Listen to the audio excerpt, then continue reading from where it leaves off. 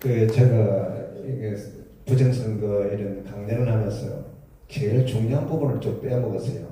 저는 선관위 근무했으니까 저절로 알고 있는 줄 알았는데 그게 아니고 진짜 이 부분을 모르고 있었어요. 선거에 대한 이의를 돕기 위한 안내해가지고 선거소송이라 선거소송은 민주소송이랍니다. 국민들 전체 참정권 침해에 대한 소송입니다. 이 공익소송입니다. 그래서 아주 중요합니다. 선거질서, 선거 자유에 관한 소송이기 때문에. 선거소송은 선거무효소송과 당선무효소송이 있습니다. 지금 저희들이 하는 건 선거무효소송이고, 당선무효소송은 당선자가 소송을 제기하는 겁니다. 정당과 당선자가 할 수가 있습니다. 그 내용은 같습니다. 다투는 내용은 거의 비슷합니다. 그런데 대상 피고인이 틀립니다. 선거무효소송은 중앙선거관리위원장이고 당선소송은 당선자가 피고가 됩니다. 그것만 약간 틀립니다.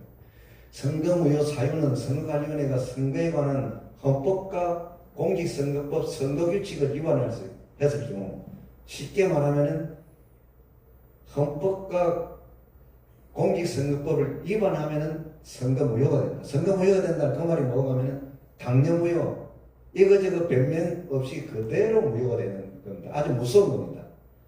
이제 이런 저희들이 선거무효 소송을 한 것은 적법 절차 원칙을 위반하는 거예요.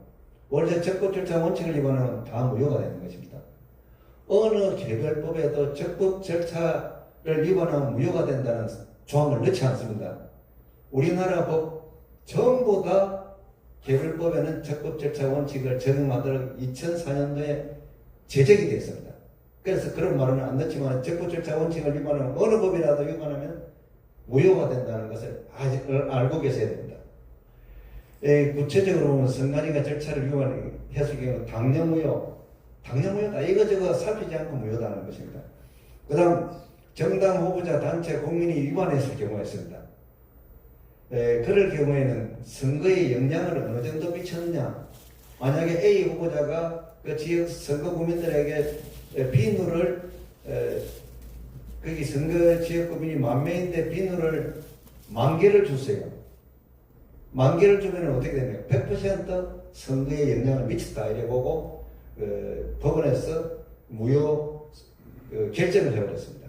그런 경우를 이야기하고, 그 다음 여기서 이제 저희들은 적법 절차 원칙을 기준으로 다루고 있고, 이재명 또는 정당, 민주당 관련해서 허위사실 유포 2건을 가지고 있고, 그렇습니다. 거의가 다 적법 절차 원칙을 위반했습니다. 그러니까 당연무효입니다. 이거저거 살피지 않고 무효다. 그런 뜻입니다. 그리고 중앙선관위는 24년 동안 공직선거법 절차를 위반해 당연무효 사유를 만들어 왔어요. 이것을 국민들이 감각적으로 잘 못 느끼고 있어요. 이건 아주 중요한 거예요. 선진국 같은 경우에는 판결문이 어떻게 만들어지냐. 이거저거 볼 것 없다. 딱 무효다. 딱 이래 봅니다. 이유 없으면 무효. 딱 이런 식으로 판결합니다. 그런 절차를 원칙이 왜 그렇게 됐느냐 하면 이유가 있습니다. 영국이 150년 전에 세계에서 제일 부정선거가 심했어요. 영국이. 전 세계를 제패하기 전에. 너무 심해가지고 감당을 못해가지고 나중에 적법 절차 원칙을 만들어냈어요. 이 절차 원칙 빼먹은 거, 진행하지 않은 거 나오면은 그대로 무효. 무효했더니 이 법리가 전 세계에 다 보급되었습니다. 그래서 그런 법리에서 이거 하는 것입니다.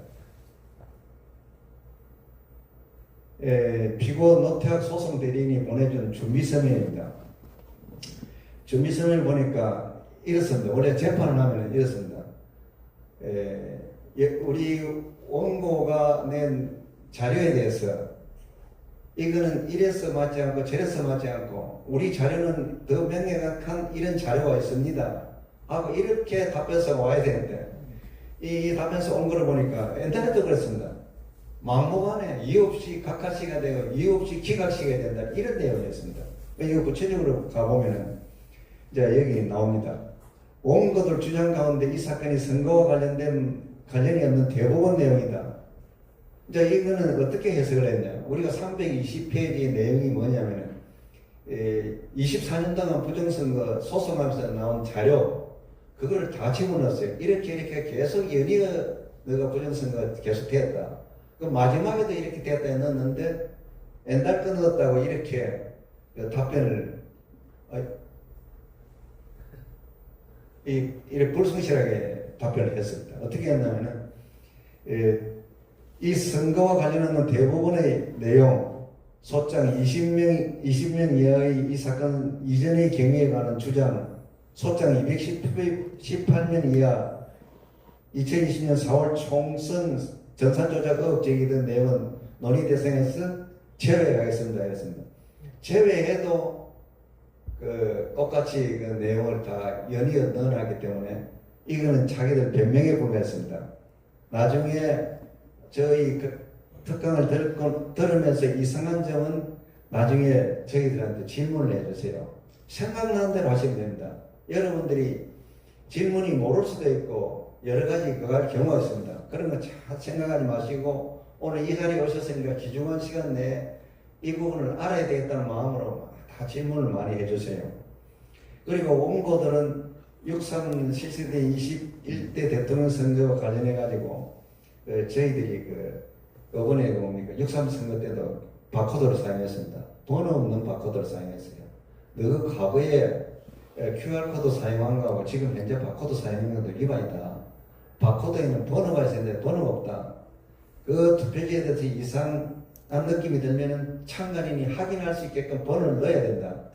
고 하면서 저희들이 주장을 하고, 그리고 중앙선관위 사무총장이 국회에 가서 QR코드는 잘못됐다고, 위반했다고 인정을 하고 선거법 개정 의견을 넣겠습니다라는 게 또 자료가 있었습니다. 그런 부분에 대해서 일체 답변하지 않고 이렇게 답변이 왔어요. 이렇게 변명화되고, 그 다음에 뭡니까 여러 가지를 넣었는데 뭡니까 대수의 법칙에 대해서 주장을 정했어요. 어떻게 했나? 대수의 법칙은 원칙 맞지 않다. 이제 이렇게 답변이 왔어요.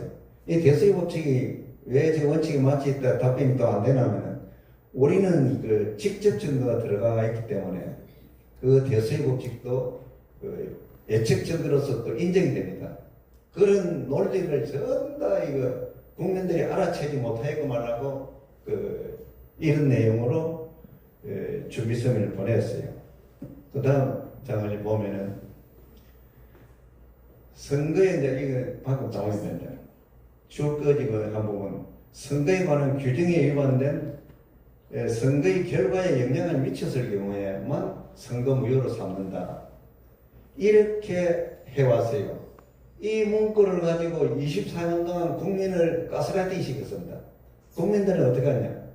그 방송으로 가스라이팅이 내가 부정선거 무효 사유를 이야기하면 전부 다 어떻게 답하냐면 선거에 영향을 미쳤을 경우다. 심지어 전 대구시장 홍준표 시장도 그 사람 변호사입니까?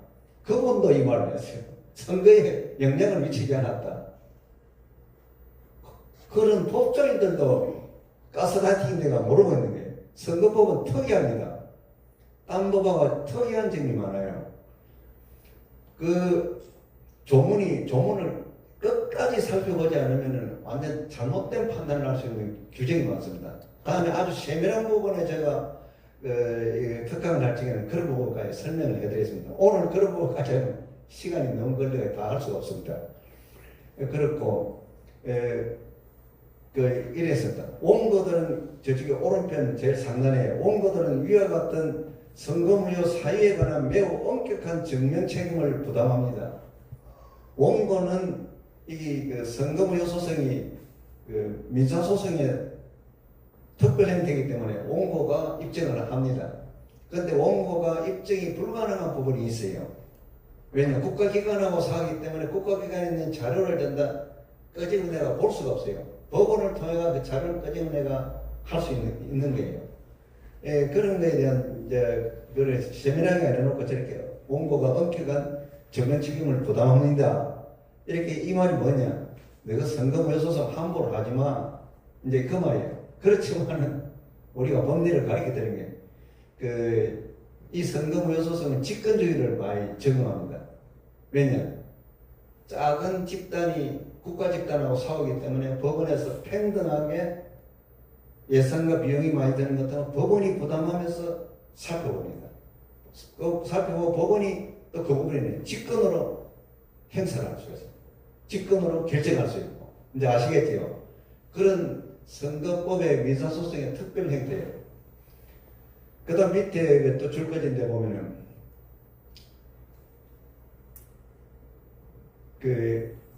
사람은 선거에 관한 규정에 위반된 사실에 관하여 그 위반의 주체, 시기, 방법 등을 구체적으로 증명하거나 적어도 선거에 관한 규정에 위반된 사실의 존재를 합리적이고 명백하게 추단할 수 있는 사정이 존재한다는 점을 구체적인 그 다음 페이지를 가겠습니다.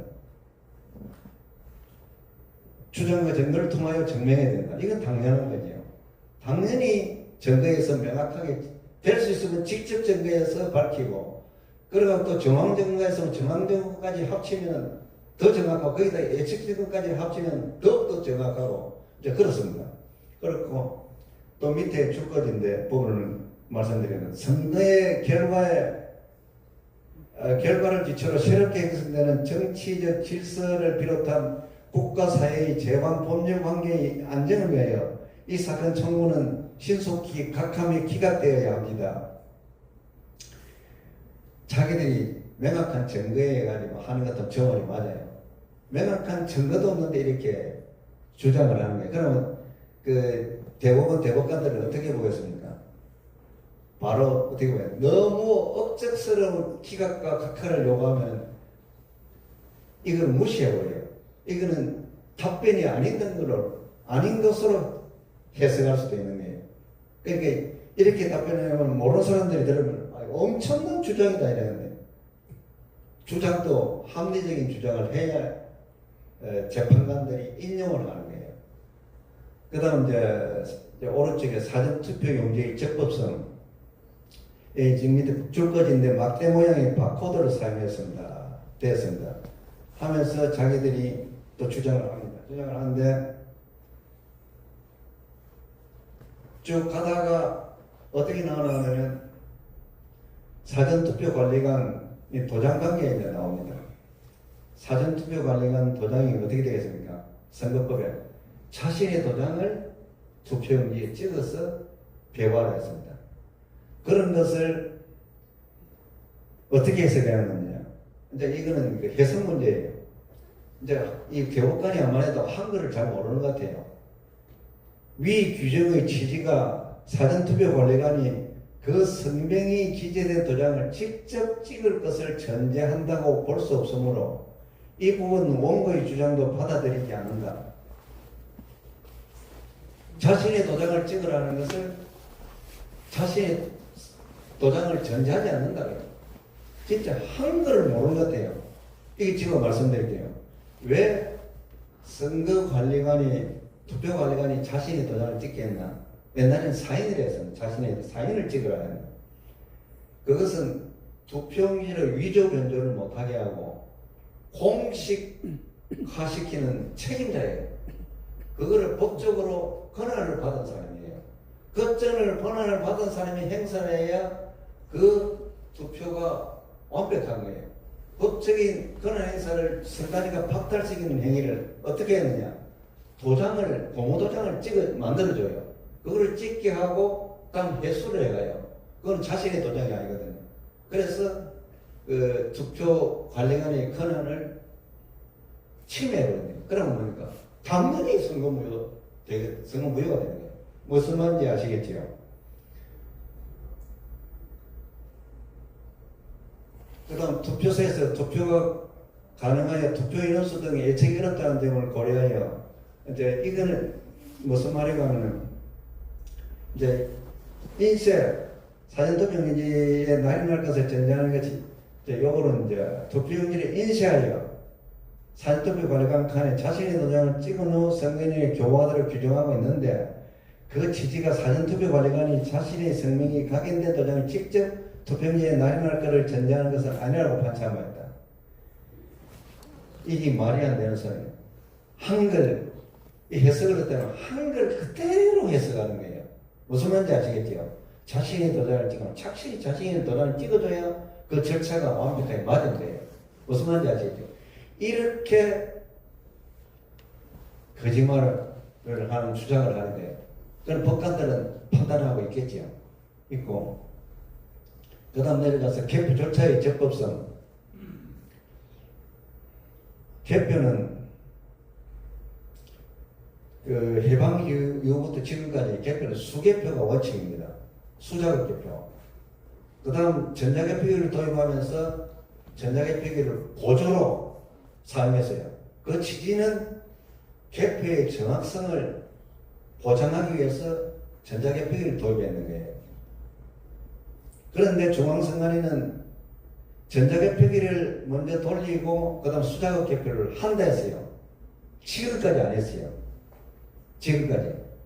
그 내용을 자기들은 수작업 개표 방식으로 했다고 주장하는 거예요. 어디에서 탄로를 하느냐. 수작업 개표를 하면은 7시간 반이 걸립니다. 거기다가 보조로 전자개표기를 또 돌리면은 3시간 50분이 걸립니다. 빨리 해도. 그럼 줄 잡아가지고 11시간 이상 개표 시간이 소요돼야만이 완벽한 개표를 한 거예요. 지금 중앙선관위 선거 총람, 선거가 끝나고 나면 총람을 만듭니다. 선거인수가 몇 명이고 후보자가 몇 명 나왔고 그 다음에 개표장을 몇 개 운영을 했고 그 다음에 개표 시간이 몇 시간 걸렸고 하는 내용이 상세하게 다 나옵니다. 그리고 투표소별로도 다 나옵니다. 나오는데 그 자료 중에 개표 평균 시간을 딱 보면 그대로 드러나버립니다. 그대로 수작업 개표를 안 했다는 게 드러납니다. 그런데 중앙선관위는 자기들은 했다고 이렇게 주장하는 거예요. 개표 결과의 적법성, 정확성을 담보하기 위한 개표 관련 창당 감시예요. 이제 줄건 부분을 제가 읽어드리겠습니다. 정당 후보자가 신고한 개표 창간에는 우편 투표함 및 관내 사전 투표함을 구시군 선관위에서 개표소를 입송하는 과정을 창간하고 개표소에서 선거일 투표함의 인계인수 과정, 개표 진행 과정 전반에 대해 창간합니다. 이거는 맞아요. 맞고, 그다음 경찰 공무원, 언론사 취재보도원 다 개표장에 와서 또 활동을 할 수 있습니다.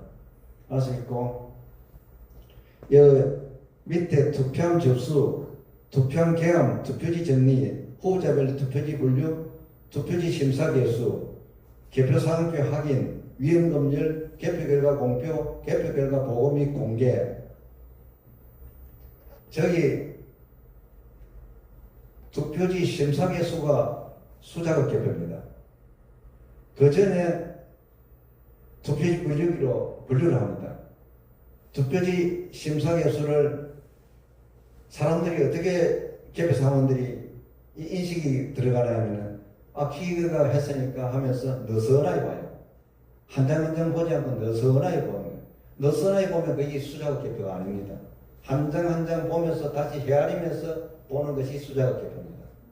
여러분들은 속일 가능성이 많아요. 언론을 불리하면서 형식적으로 쭈루룩 보지 않았냐. 그건 수작업 개표가 아닙니다. 그 판례에 나와 있어요. 한 장 한 장 눈으로 손으로 확인하면서 하는 작업이 수작업 개표입니다. 그 개념을 정확하게 아셔야 됩니다.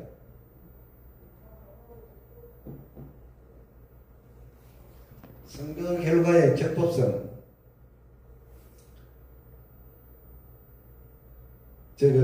원고들은 국민의힘 김문수 후보와 더불어민주당 이재명 후보의 각 사전투표 득표율과 당일투표 득표율이 통계학적으로 성립 불가능하다고 주장합니다.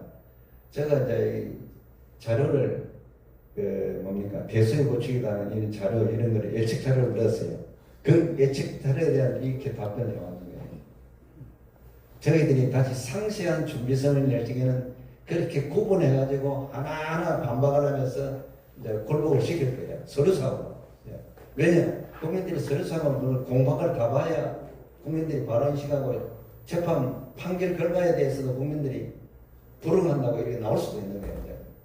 정확하게 그 교육훈련대가 아시면은 이거 우측 제일 하단 쪽에 제가 읽어드리면서 설명하겠습니다.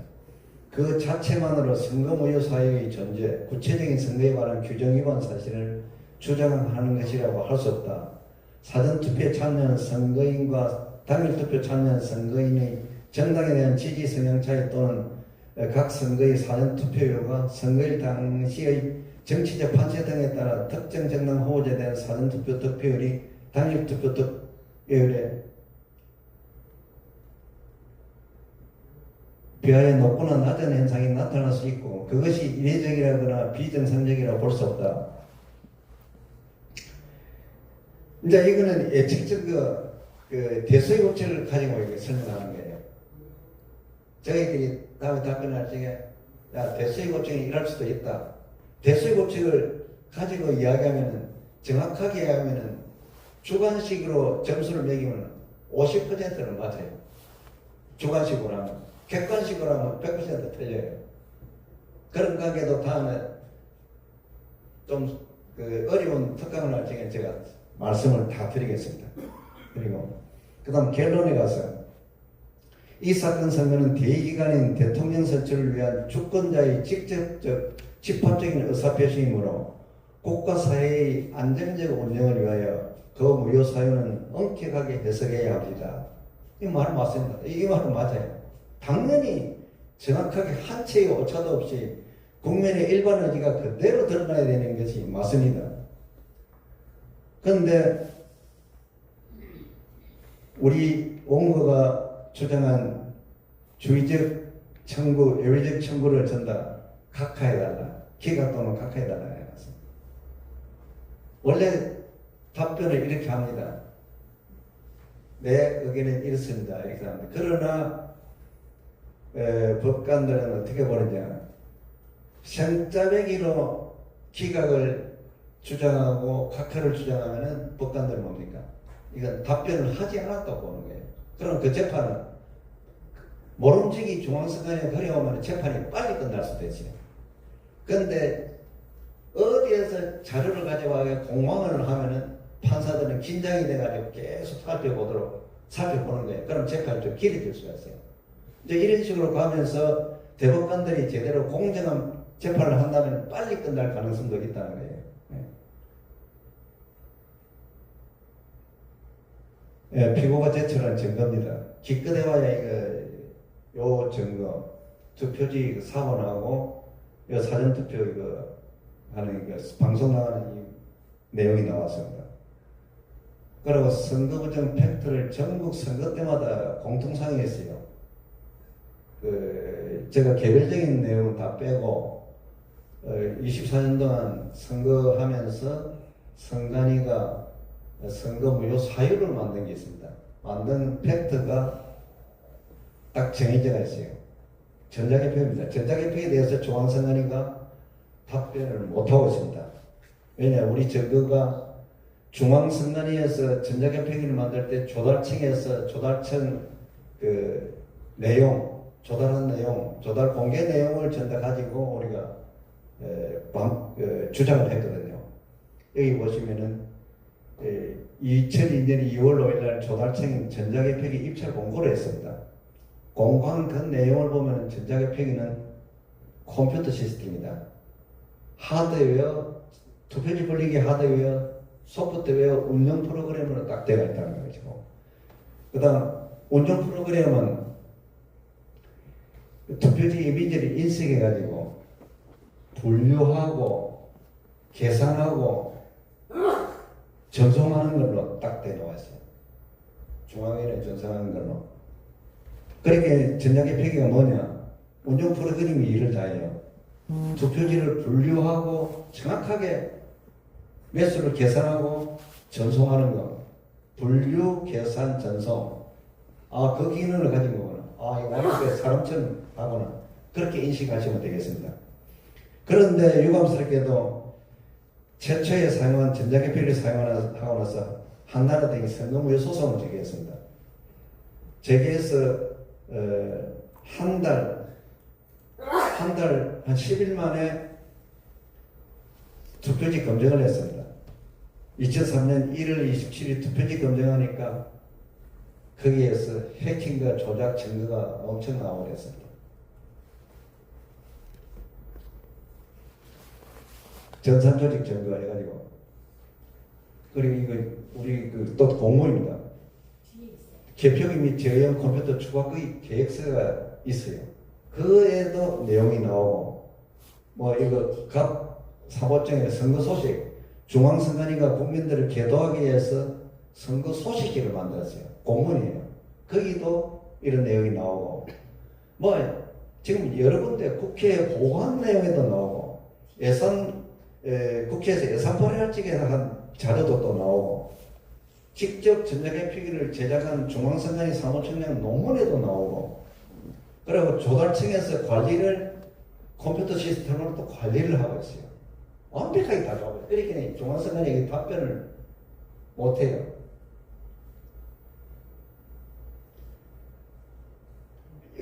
공문의 전자개표에 대한 정의입니다. 개표기는 투표지를 후보자 또는 미분류 투표지로 구분하는 투표지 분류 장치와 이를 직접 제어하는 컴퓨터, 안에 제어형 컴퓨터예요. 컴퓨터의 통합 시스템으로 투표지 분류기와 제어형 컴퓨터는 각각 1대1로 연결되는 구조입니다. 전자개표기는 투표지 분류기 플러스 제어형 컴퓨터, 이렇게 등식이 선정되는 거예요. 투표지 분류기는 하드웨어, 제어형 컴퓨터 안에 있는 운영 프로그램은 소프트웨어, 이런 식으로 구성되는 거예요. 즉, 제어형 컴퓨터에서만 구동하는 장비로 투표기 분류기만으로는 독립적으로 작동하지 않습니다. 따라서 투표지 분류기는 전산조직이며 조달청 납품에도 전산조직 일렉트릭 보팅 시스템을 해놨어요. 이 문서를, 그 부분을 제가 복사해놓은 것입니다. 복사한 겁니다. 여기는 중앙선관위 내부 공문으로 입증을 하겠습니다. 여기 보시면은 조혜주 아시지요? 조혜주가 선거과장으로 있으면서 이거 개표기 및 제어형 컴퓨터 추가구입 계획서를 작성하는 선거과장이었어요. 책임자였어요. 그 공문 안에 아까 조금 전에 보여줬던 그 정의 내용이 있었습니다. 그리고 옆에 있는 저거는 선거 소식지 안에 전자개표기가 어떤 것이다라는 것이 나와 있어요. 전자투표제 도입 전 단계로 전자개표기를 만들었어요. 만들었는데 전자개표기가 어떤 장비라는 것이 저기 줄거진 대로 나옵니다. 제가 읽어드릴게요. 우리 선관위는 우선 전자개표기 도입의 전 단계로 투표 방식은 현재 방식 그대로 유지하되 개표 과정에만 전자 시스템을 도입 활용하기로 하고, 이미 전자개표기 개발을 완료하여 650대의 개표기를 일선 선관위에 배치한 바 있으며 이번 지방선거 개표에 활용할 계획으로 있습니다.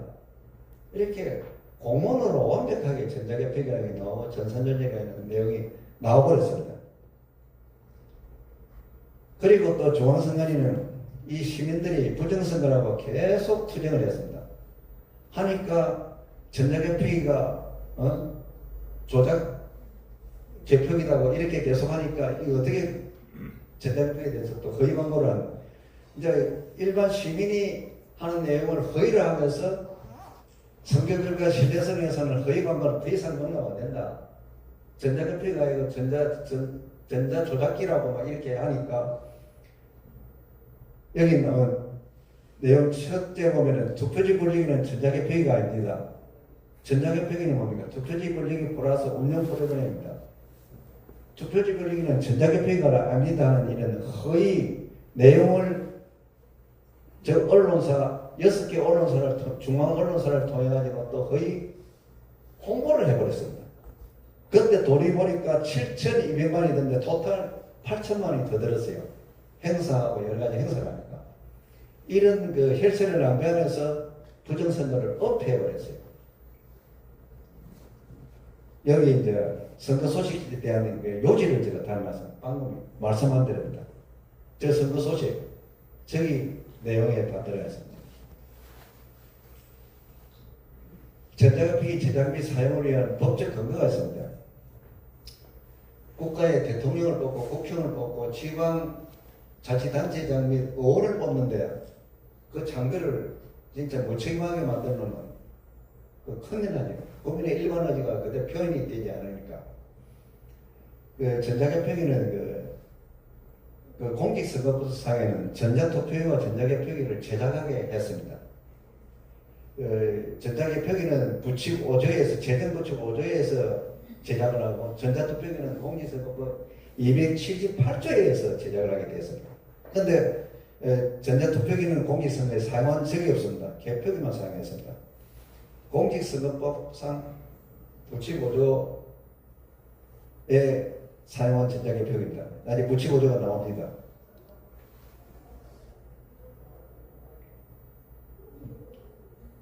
재정법률 4739 1994년 3월 16일 날 공표를 했습니다. 옛날에는 선거법이 다 나누어져 있었습니다. 그러니까 부정선거 문제가 좀 심했습니다. 그러니까 통합법을 만든 시기입니다. 공표를 했습니다. 공표를 했는데 선거법이 이 법률을 행정법을 공부하신 분들은 본로 행정법 원칙대로 잘못 보면 선거법 해석을 잘못할 수도 있어요. 굉장히 이상한 조문이 많고 이상한 게 많아요. 이제 부칙5조 1항에 가면은 선거법위를 정해놨어요. 보궐선거 등에만 사용해라. 그리고 보궐선거 등이라고 하면 뭡니까? 우리 한글 문헌을 해석하면은 모든 선거에 이래 할 수가 있어요. 법관들도 그러고 있어요. 제가 재판하면서 질문을 하면은. 그런데 보궐선거 등이라는 것을 공직선거법 35조 사항에 정의를 해두었어요. 정의를 해둔데 보니까 보궐선거, 정원선거, 관할구역 변경선거, 연기된 선거 딱 4가지 선거만 하라고 했어요. 등 하면은 전부 다 포함되는 걸로 예시적으로 보는데 예시적이 아니고 사실상 열거적으로 되어 있어요. 제가 깜짝 놀랐어요. 그러니까 공직선거법이 난해한 거예요. 그 다음 이제 보궐선거 등에 하고 그 다음에 후단 부분에 가서는 이게 전자개표기를 사용을 하면은 국회 교섭단체를 둔 정당의 협의를 받아야 돼요. 정당의 뭡니까? 승인을 받는 거는 이거 사용해도 좋습니까? 어떻게 할까요? 물으면 정당에서 한 번도 협의를 안 해줬어요. 왜냐? 잘못 협의를 해주면 몸값 덮어쓰니까 정당에서 안 했어요. 안 하는 뭡니까? 전자개표기를 사용할 수가 없는 거예요. 그리고 대통령 선거, 지방선거는 1항에서도 사용할 수가 없는 거예요. 그리고 그 교섭단체 협의를 받지 않았기 때문에 어느 선거에도 사용할 수 없다는 거예요. 이제 이해가 되십니까? 이 조문은 짧아도 굉장히 엄하게 만들어놨어요. 조문을. 왜 이렇게 했겠어요? 제가 확인해 봤어요. 그때는 한나라당과 민주당이 정계특위가 만들어져가지고 굉장히 격렬하게 했습니다. 했는데 민주당에서 전자개표기 해킹 조작이 겁이라고 이렇게 만들었어요. 확인해 보니까 이렇게 만들었다는 것을 확인했어요.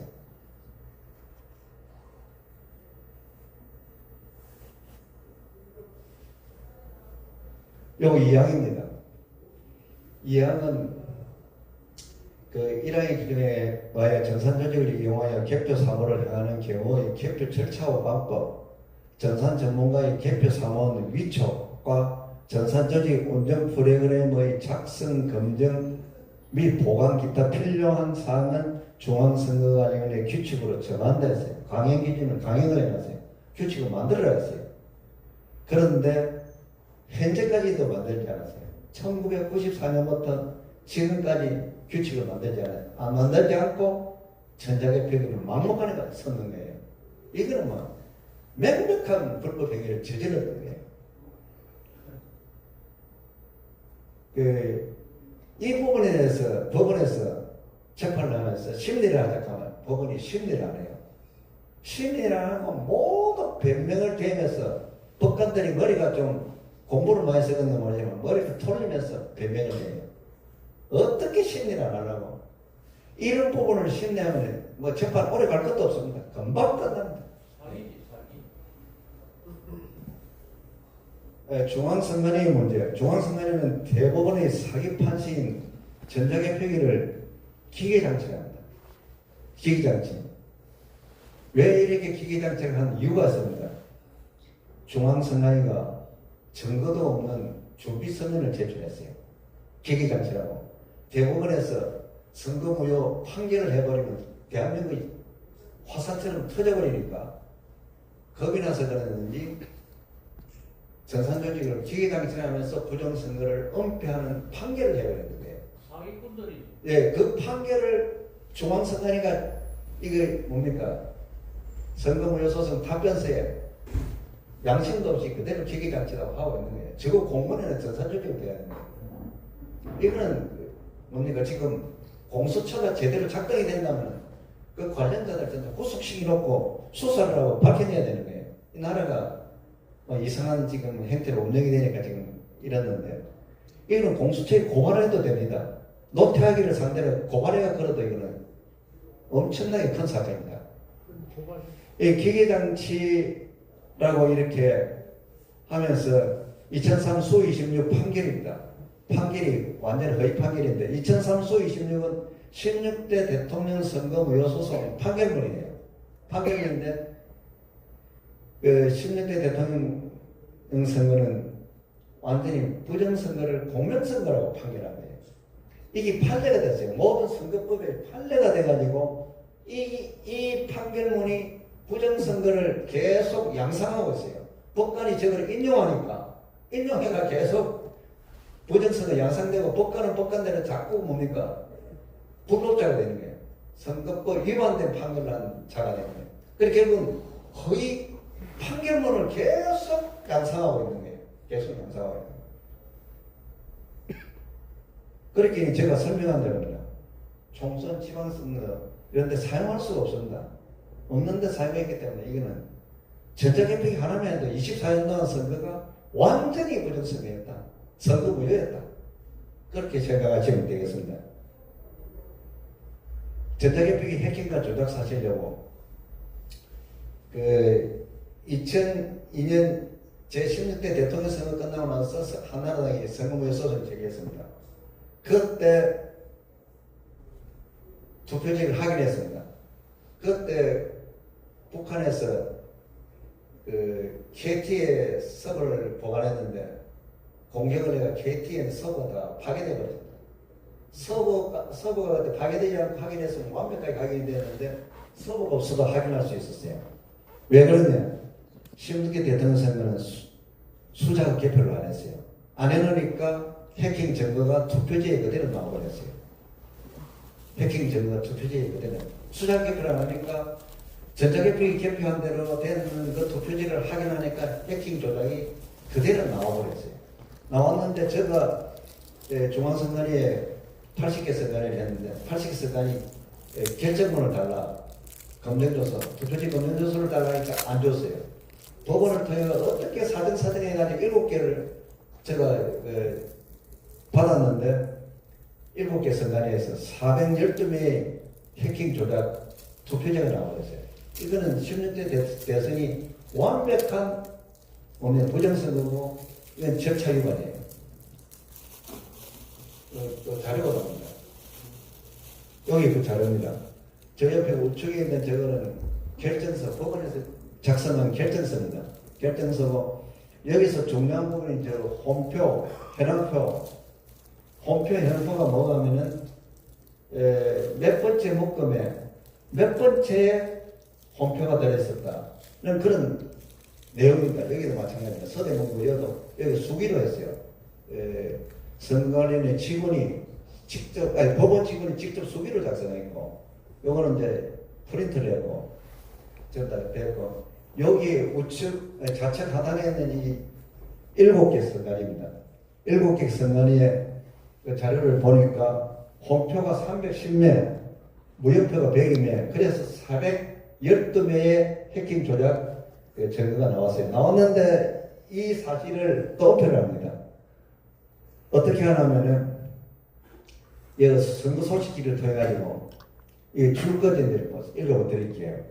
개표기를 사용하여 불리한 투표지에는 후보자 간 홈표가 없었음이 입증됨에 따라 그동안 개표기 사용에 대하여 일부에서 가지고 있던 개표기 조작설에 대한 의구심을 깨끗이 해소시키는 계기가 되었습니다. 이게 전국 언론인 기관의 보도자료를 제공한 겁니다. 이렇게 생뚱맞은 거짓말을 해가지고 보도자료를 제출했어요. 국민들은 뭡니까? 처음 하다가 세뇌돼가지고 부정성 없다 하고 있는 거예요. 그 증거, 법원 증거를 봤잖아요. 직접 증거예요. 지금 이 대한민국 현실이에요. 지금이라도 언론인이 양심이 있으면 이 자료를 가지고 과거에 보도가 잘못됐다. 이리 나와야 되는데 침묵하고 있습니다. 지금 이 대한민국 현상이에요. 이거는 뭔가 하면은 전자개표기라는 장비를 만들면은 전산 전문가, 기술 전문가, 여러 가지 전문가가 붙어가지고 이 장비가 옳으냐 그러냐 평가를 하는 기관이 있어야 됩니다.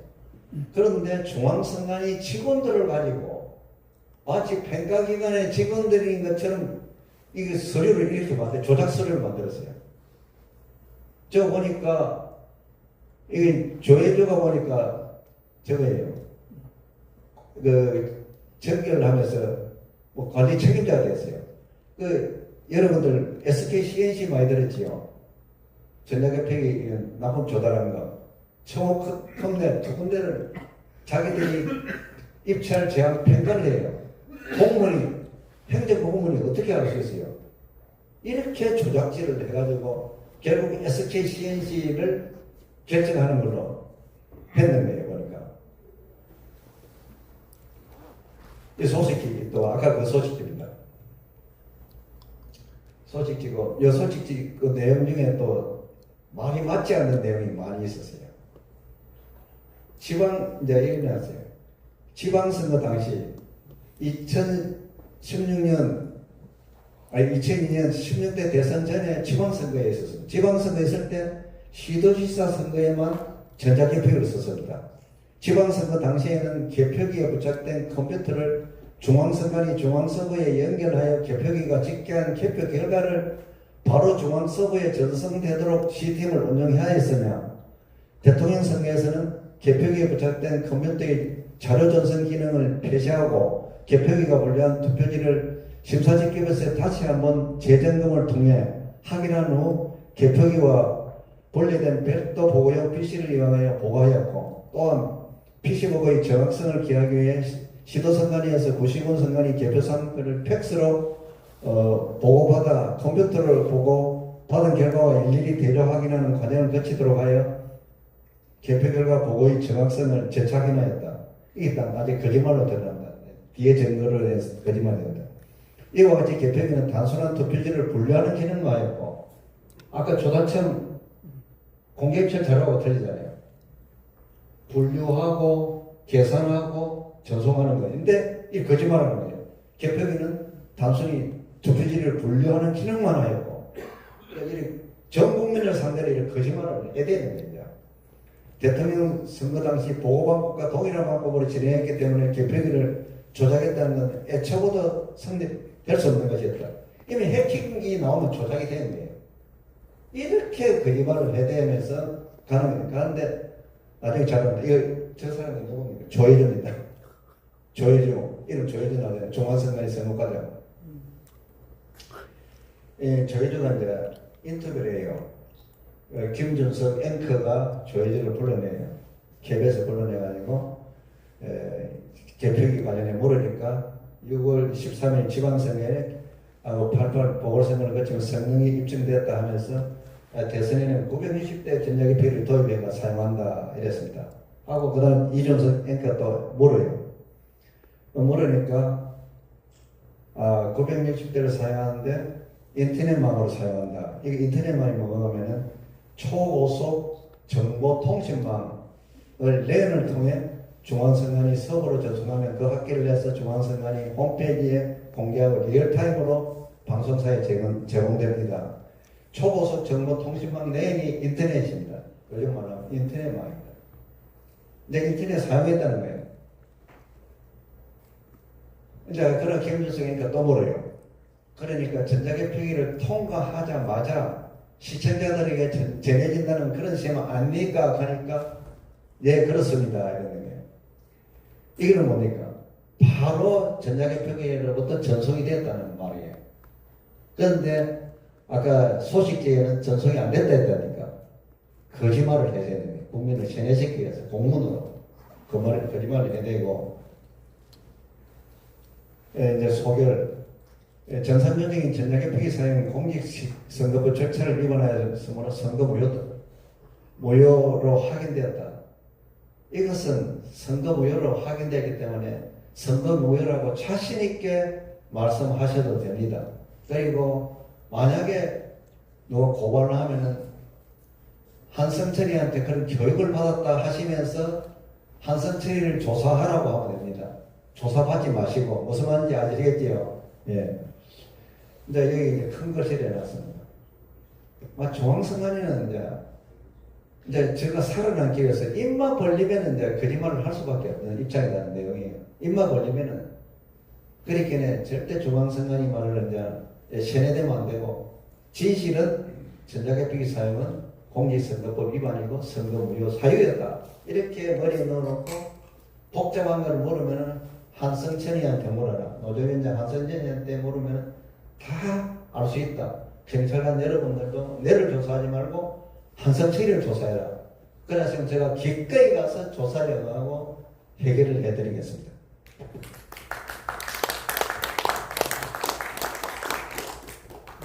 수작업 개편들아.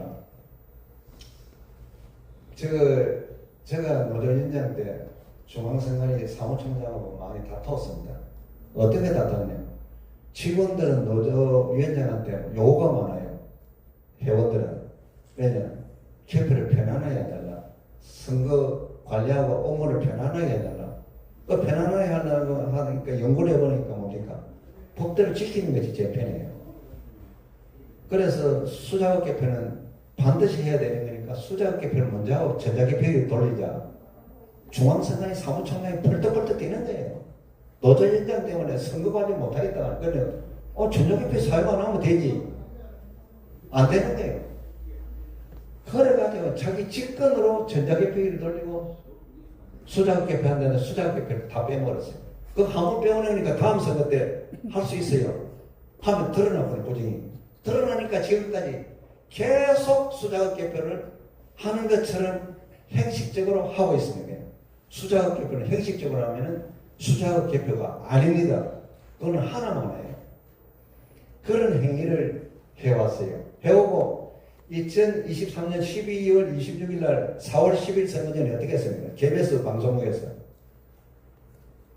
24년 4월 10일 선거부터는 수작업 개표를 한다 했어요. 그러니까 뭡니까? 그동안 수작업 개표를 안 했다는 거예요. 그래서 제가 4월 10일 선거 때 남양주 선관위 개표장에 갔습니다. 수작업 개표를 안 해요. 그 사무국장이 제가 되고 있던 주임이었어요. 야, 왜 수작업 개표 안 하면 큰일 나는데 모르겠습니다. 선거법 시킨 대로 지시대로 합니다. 너 죽는다. 법대로 지켜라. 그대로 수작업 개표 안 하는 거예요. 6.3 선거 때 수작업 개표 하겠어요. 방송국에 떠들놓고 그걸 안 하는데 6.3도 안 했는 거예요. 저거 내보고 거짓말을 하면 뭡니까? 저거 자료를 빼보면 다 나와버려요. 아까 그 총당 같은 거, 선거 총당 빼보면 다 나와버려요. 이제 그런 상태가 됐습니다. 이거 수작업 개표 누락됐다는 거는 숫자적으로, 수학적으로 확인하려면 아까 말한 수작업 개표를 하면 도저적으로 전자개표기를 돌려야 되니까 수작업 개표 시간 7시간 30분, 전자개표기 시간 3시간 50분 하면 11시간 이상이 걸려야만이 개표가 완벽했다는 거예요. 완벽했다. 그런데 계산해보면 그런 계산이 하나도 안 나옵니다. 그래서 저는 안 한 것입니다. 안 한 것이고. 그리고 또 저거 공문에 성실하게 또 발음을 했어요. 세월이 흘러가지고 직원들이 바뀌니까 그 자료를 가지고 또 요약을 해놓은 자료를 보면 성실하게 15대 선거는 수작업 개표하고 16대 대선은 전자개표기만 돌리고 17대는 2개 더 사용했습니다. 그런데 제가 계산해보니까 17대도 수작업 개표를 안 했어요. 그게 다 계산상으로 다 드러나버렸어요. 그러기에 수작 개편을 완전히 안 했다. 이 개표 참관 원칙 위반. 개표 참관 원칙 위반은 이겁니다. 수자급 개표는 반드시 선거관리위원회 위원장이 참관인을 지정 자기 자리에 배치를 시켜놓고 그 운영을 참관인이 반드시 투표지 개표하는 과정을 확인하게끔 운영을 해야 됩니다. 그런데 24년도는 어떻게 했느냐? 참관인을 그때 방치해을 했습니다. 그리고 개표장에 가면은 줄이 쭉쭉 있을 거예요. 그 개표장에 가면은 한 줄, 두 줄, 세 줄, 네 줄 해가지고 서울시 같은 경우는 통상 20줄입니다. 그런데 정당별로 개표 참관인 신고인 수는 6인입니다. 정당별로 참관인들이 6인이 투입되면 그다음부터는 참관인이 없습니다. 6줄까지 투입되고 7줄부터는 20줄까지는 없습니다. 참관인이 없는 상태에서 개표를 해버려요. 그럼 뭡니까? 참관 원칙 위반이 되는 거예요. 명확하게 걸려버리는 거예요. 이것도 어떻게 하냐? 참관인이 있었다. 관리했다. 그러고 개표가 끝날 때까지 2개 정당, 최소한 2개 정당 참관인은 그 공표, 개표 결과에 대한 공표 선언을 할 때까지 2개 정당의 참관인이 있어야 됩니다. 지금 현재 참관인은 어떠냐? 개표, 공표 결과할 적에 참관인이 1개 정당밖에 없습니다. 당선된 정당. 그럼 뭡니까? 참관 자체가 원천 무효입니다. 그리고 2017년도에 오스트리아 대통령 선거가 있었습니다. 오스트리아는 어떤 사건이 일어났냐? 오전까지는 완벽하게 참관했어요. 오후에 일부 참관인들이 없었어요. 확인돼서 선거관리위원회에서 선거 무효선언을 하고 6개월 후에 다시 선거를 했습니다. 그 법리가 우리나라하고 똑같습니다. 우리나라도 참관인, 우리 개표 참관인들이 가가지고 그런 것을 참관을 확실히 해보는 전국 개표장이 전부 다 무효입니다. 무효. 이제 이해가시죠? 참관인들이 간단합니다, 이거는.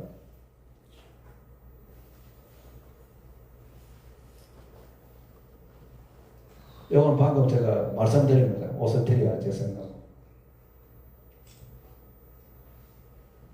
투표지상 1년 번호 누락. 이거는 선관위 근무하신 분들은 많이 겪었을 겁니다. 선거할 때마다 이 참관인들 이걸 1년 번호가 없어가지고 그 정당들로부터 많은 비난을 받습니다. 투표지를 바꿔치기 했다, 미조 변조했다, 투표함을 바꿔치기 했다 이런 걸 많이 들었어요. 그래서 제가 노조위원장 때 투표지에 번호를 3군데 넣어달라. 한 개는 선거인한테 주고 한 개는 선관위에서 관리하는 번호지에 넣고 하나는 투표지에 그대로 있게끔 해서 나중에 문제가 생기면 대조를 해서 정확성을 기하자 했더니 중앙선관위 사무총장이 노조위원장 때문에 선거 관리 못하겠다고 이랬던 사안이 안 붙은 적이 있습니다. 있는데 제가 독일 교민들을 어떻게 알아가지고 보니까 독일은 보니까 3군데 번호를 넣었어요. 독일에도 부정선거단의 시비가 많았던 모양이에요. 그러니까 독일에는 지금은 어떻게 보면 전 세계에서 선거관리를 제일 정확하게 하는 나라 중에 하나예요. 그 1년 번호 넣는 취지는 겁니다. 투개표의 정확성을 기하고 사후의 확인의 정확성을 기하기 위해서 하는 거예요. 당연히 그래야 되는 거 아닙니까? 모순이 없어야 돼요. 근데 외국 선례를 제가 말씀드렸습니다. 조금 전에. 이거는 QR코드하고 바코드 문제입니다. 그 QR코드는 위법입니다. 그 뭐는 해석상 어떻게 났냐? 막대 그래프가 있는 바코드를 했습니다. 막대 그래프가 있는 바코드를 넣어서 사용을 했어요. 그런데 QR코드를 넣었어요. 형태도 틀려요. 법 위반이에요. 해석 위반. 그 다음에 바코드를 넣었는데 바코드에 반드시 번호가 들어있어야 돼요. 이것이 어디에서 발행되고 어디에서 어떻게 됐는지 몇 매가 됐는지 나와 있어요. 번호 없어요. 그럼 참관인이 보다가 이상하면 확인할 수 없는 그런 상황이 돼요. 그러고 대법원 대법관이 또 나쁜 불법 행위를 했어요. 김선수라는 대법관이 있어요. 그분이 바코드를, 그 QR코드를 제2의 또 바코드를 했어요. 중앙선관위 손을 들어줬어요. 그렇게 뭡니까? 중앙선관위가 제2의 바코드라고 그 판결을 만들었는데 계속 QR코드를 사용해야지. 4월 10일 총선 이후로부터 바코드를 사용했어요. 왜냐?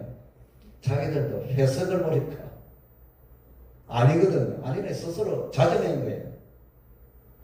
스스로 자정했다 말은 안 하고 그래서 판결을 그래서 적법하고 이렇게 해서 적법해서 우리는 이렇게 답변한다. 이런 식으로 답변을 해왔는 거예요.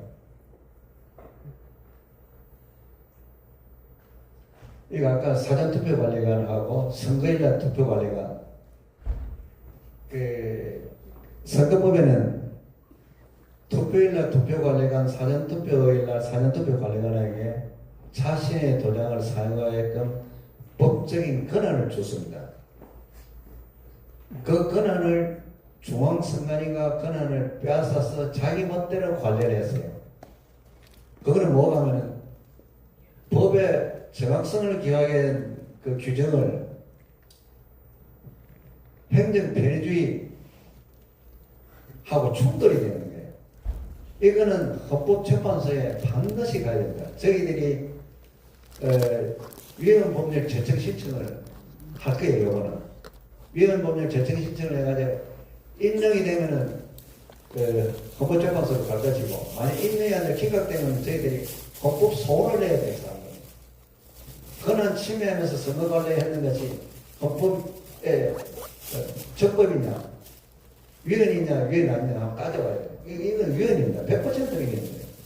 과거에 제가 선관위 근무할 적에 행정 편의주의에 헌법재판소 한 번도 손을 들어주지 않았어요. 그러니까 이번 헌법재판소는 모르겠습니다. 대통령까지 인용을 해가 난리구슬 지기니까 그래도 넣어야 돼요. 넣어가 끝까지 우리가 투쟁을 해야 돼요. 투쟁을 우리 법치를 확립시켜야 됩니다. 요거는 바로 투표관리관의 권한을 침해하면서 선거관리를 했기 때문에 이거는 그대로 위헌이 될 수밖에 없다는 것을 제가 알려드립니다. 네, 사전투표제도. 제가 볼 적에는 사전투표 조문을 좀 더 읽어보면은 부정선거를 전자개표를 가지고 부정선거에게 마음에 들지 않으니까 사전투표를 가지고 막 완벽하게 막 부정선거를 하려고 만든 조문 같아요. 보니까. 그러면 사전투표를 하려면 그게 컴퓨터 시스템이 들어가고 하면 그에 대한 최소한의 보안 규정도 만들고 어느 걸 만들어 놓고 사용하면 우리가 믿을 수가 있는데 보안 규정이가 뭐고 모든 거 다 없고 임의적으로 사용하게끔 해놨는 거예요. 그리고 대통령 선거, 국회의원 선거 이런 선출직을 뽑는데 임의적으로 해놓으면 어떻게 되겠습니까?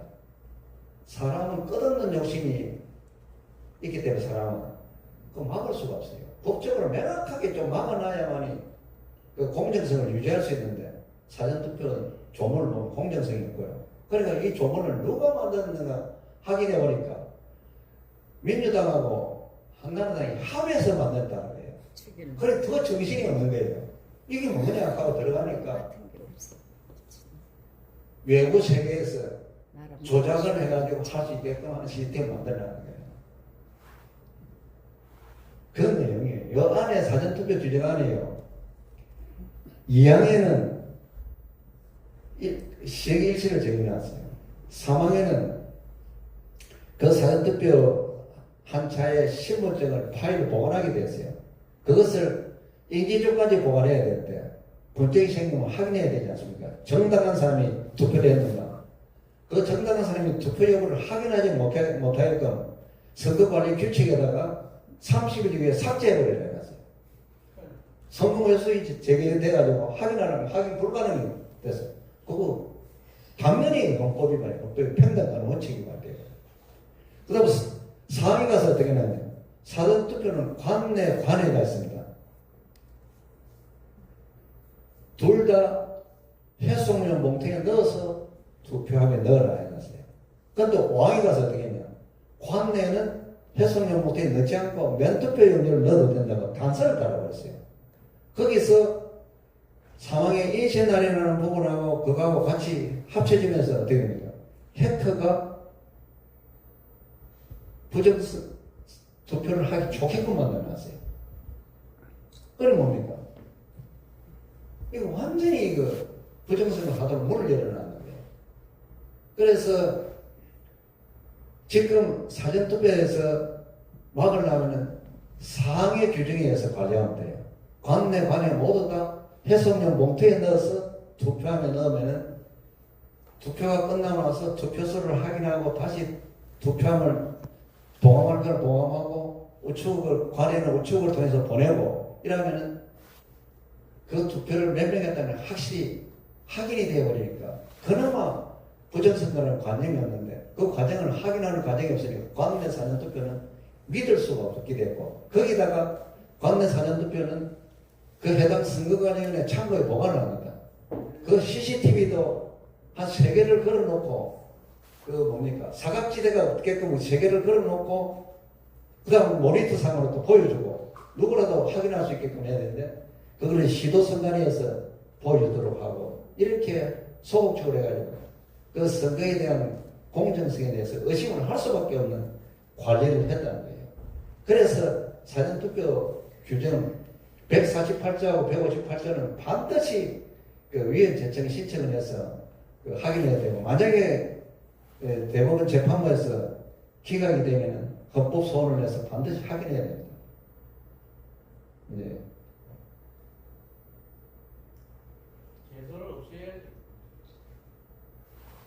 제가 방금 설명한 것처럼 이렇게 빨간 글씨로 좀 확인이 됐습니다. 다 됐네요. 네.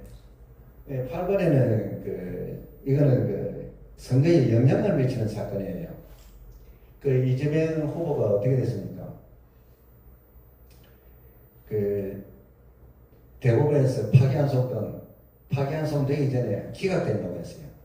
민주당인가 이재명이가 직접 얘기한 건 모르지만 기각된다고 나와버렸어요. 그런데 사실은 파기환송됐어요. 이거는 중대한 허위사실 유포죄예요. 이 선거에 영향을 엄청 미치는 얘기예요. 허위사실 유포죄가 됐고 그 선거법의 허위사실 유포죄는요 최고 엄하게 해놨어요. 거기는 기본이 뭡니까? 그거 걸리면은 후보자 자격이 상실됩니다. 최하 벌금이 500만 원이에요. 100만 원 이상 되면 상실되는데 허위사실 유포죄 걸리면 다 날아가 버리는 그런 조문이에요. 여기 걸려버렸어요. 그리고 9번째는 김노저서가 민주당을 지지했다는 허위사실 유포를 했어요. 김노저서한테 확인하니까 그런 사실이 없댔어요. 그 민주당하고 이재명 후보 둘 중에 하나가 했을 겁니다. 이거는 또 완벽하게 걸려버렸어요. 왜 보면 지금 민주당은 허위사실 유포를 잘하는 정당 같아요. 내가 보니 우리 선관위에서 관리할 때 허위사실 유포죄를 최고 엄하게 관리하고 하는데 그 선관위 직원들만큼 허위사실 유포죄에 대해서 잘하는 사람이 없어요. 검사, 판사들보다 더 잘해요. 또 이재명이 또 걸려와. 이재명이 자칭 자기가 변호사인데 이해할 수 없다. 저 사람들은 이런 법률자체 법칙을 무시하는 것 같아요. 무시하는 것 같고 이 굉장한 허위사실 유포죄에 대했어요. 결론은 중앙선관위가 제가 토탈 9가지를 설명해 드렸습니다. 9가지 맨 마지막에는 뭐가면은 아니 15호는 뭐가면 아까 허위사실 유포죄 2건 있지요. 허위사실 유포죄 2건은 중앙선관위가 반드시 고발을 해야 돼요. 중앙선관위는 선거사범에 대한 고발 의무가 일반 공무원들보다 더 엄하게 규정을 해놨어요. 선거관리위원회법에 반드시 고발을 해줘야 돼요. 중앙선관위가 안 했어요. 그럼 노태하기는 뭡니까? 검찰이나 공수처나 진짜 수사를 잘하는 사람이 있으면 게임 끝나버리는 거예요. 바로 구속이고 바로 끝나는 게 김용민치 같은 경우는. 근데 이 세상이 썩어가지고 지금 이런 거예요. 여러분들이 내만큼 알았으면 전부 고소고발해서 제가 아작나버렸어요. 이제 그런 사건이고요. 1호에서 7호까지 그 다음 15 선거관리는 반드시 고발해야 되는 거 이거는 선거부정 정부절차 원칙을 위반해버렸고요. 그 다음 조직적 기획적으로 은폐했어요. 계속 은폐가 지금 하고 있고 변명되고 현재 제시하는 증거에 의해 2003수 26 사건 그 헌마 982 그 다음 헌마 1056 이거는 뭐가 하면요 그 2003 수 26이 뭡니까? 16대 대통령 선거 무효소송 판결문이에요. 그 사기 판결 허위 공문서를 그대로 헌법재판소가 심리도 하지 않고 확인도 하지 않고 심사도 하지 않고 인용해버렸어요. 우리나라 법조인들이 그만큼 비합리적으로 재판 운영을 하고 있는 거예요. 그거를 내가 도입하려면 이게 진짜 맞나 안 맞나 대법관 내가 재판을 잘한다고 심사를 하고 확인했는데 그 과정 없이 그때는 인정해버린 거예요. 부정선거 아니다. 그걸 인정해버린 거예요. 이제 그게 이제 확인되고 23년 동안 및 6.3 대선의 선거 부정은 확인되었으며 정당 등이 위반한 부정선거도 확인되었다. 중앙선관위 전 노조위원장 한설정 작성 이상입니다. 아이고 진짜 고생하셨습니다. 고맙습니다.